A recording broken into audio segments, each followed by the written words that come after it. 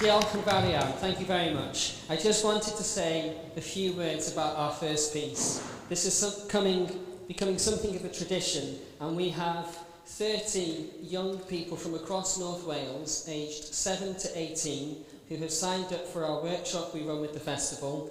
And what we do is we open it to anyone still at school in North Wales of any age and of any ability. So we've got some people performing on stage for the first time, and some people who have performed with us and are at grade 8 and have been here for many years. And that's what makes this really special, because we've got new sinfonia players, we've got the instrumental teachers from the music services with us, and the young people. And the piece has been written by my brother, John Guy. I asked him, do you want to say anything about the piece? He went, not really, it's in the programme. Because he's a man of few words, but he puts all these words into his music. But this is a piece that I hope that you enjoy, and we've got 4 harps down here, because the project's become so popular we can't fit everyone on stage anymore. So I do hope you enjoy this. Thank you very much.